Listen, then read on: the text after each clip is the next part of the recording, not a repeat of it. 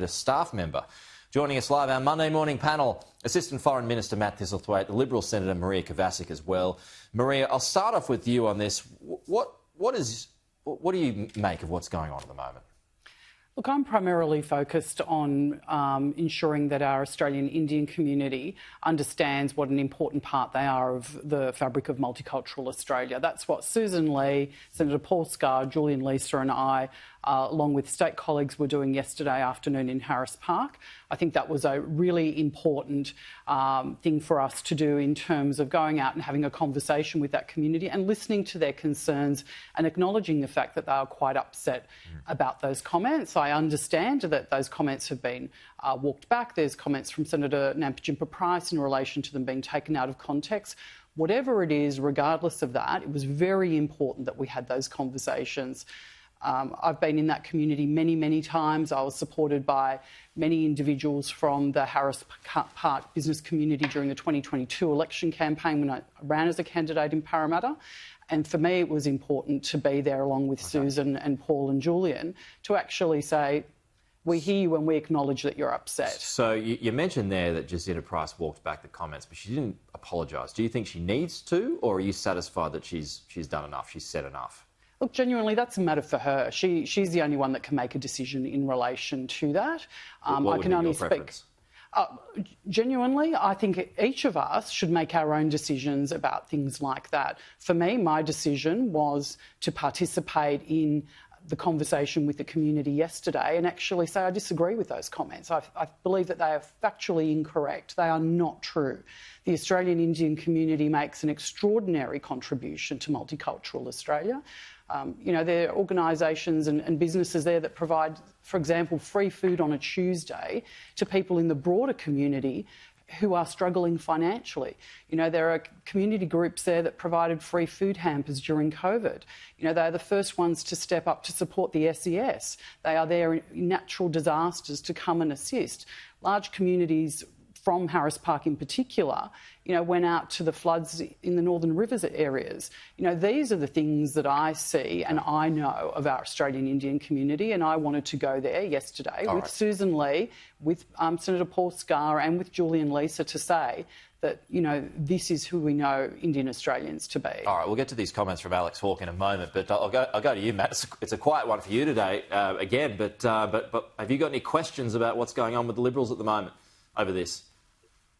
Well, Senator Nampijinpa Price is plainly wrong, and I believe she should apologise to Indian Australians because they make a wonderful contribution to our economy and our society. I visit a lot of schools, Pete, and it's heartening to see the honour boards at primary and high schools. In recent years, you've seen a lot of kids who are ducks of the school or in leadership positions from the subcontinent community. I think that that's a wonderful example of the contribution that members of the Indian community are making to Australian society. They work very, very hard, they study hard, and they make a wonderful contribution to our community. Maria, let's go to these comments from Alex Hawke now, that Jacinta Price says that he called her office and berated a staff member. She's now accused him of cowardice. It's all pretty messy stuff. What do you make of that stoush at the moment between Alex Hawke and Jacinta Price? Again, this is an interaction between two colleagues and not having been a party to it, nor, having spoken to either of them, I don't want to make a comment. I'll say two things, though. Firstly, Alex Hawke has been a great supporter of the Australian Indian community. He has many constituents in his electorate with an Indian background, Indian migrants. I was one of his constituents for many, many years. I have had many interactions with Alex over the years, and I know how committed he is to that community. To say that he, along with other colleagues, were deeply disappointed by the comments from Senator Nampijinpa Price would be an absolute understatement. As to the commentary around, difficult conversations, again, I can't comment on that. I know that Alex has been a great supporter of many women in the New South Wales division. The New South Wales division is one of the most progressive in our country when it comes to female participation, and the New South Wales State Party Room has almost 50% participation of women. So, I can't speak for others, but that is my view. Well, that leads me to my next point. you're a female within the Liberal Party, Maria. Does the Liberal Party still have a problem when it comes to its treatment of women? As Jacinta Price claimed in her statement yesterday, we don't stand up for women when mistreated by our own colleagues.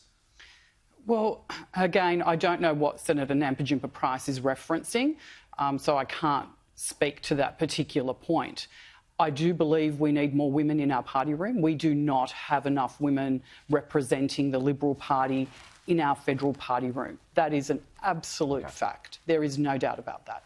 All right, I'm out of time, but I do want to ask, Matt, you about this other story today, just on the topic of shark attacks in Sydney. You're a lifesaver, a long-time lifesaver, and a surfer as well. So, I mean, you've got plenty of thoughts, I would have thought, on this debate about shark nets around Sydney at the moment. As a lifeguard and as a surfer, where do you stand on it, whether they should be paused or whether they should continue, whether they actually do anything? Firstly, Pete, our thoughts are with Mercury Tsalakis and his family at this difficult time. This story chilled me to my bones because I surf most Saturday mornings out in Maroubra with a regular group of mates at exactly the same time that this attack occurred. So it's quite concerning. Obviously, we don't want to see any environmental damage to other species from shark nets, but I think we need to look at the facts. And the facts are, in terms of the Randwick municipality where I live, since the shark nets have been installed, there hasn't been a fatality on any of those beaches where those nets are. Because you had one in Little Bay, right, a couple of years ago? Well, we have one at Little Bay, but that was someone that was swimming from Malabar around the point to Little Bay, and there's no shark nets at Malabar. And I think that itself reinforces the point. So I think that the New South Wales government and Chris Minns have made the right decision in putting this trial on hold until we assess the facts about shark nets. All right. You had a quick comment on that, Maria? Someone from New South Wales, before we go. I agree with Matt's comments, and our thoughts are absolutely, with Mercury's family and friends. OK. Maria, Matt, appreciate it. Thank you so much on this Monday morning. Pete. We'll see you again next week. We're coming up in a Victorian first.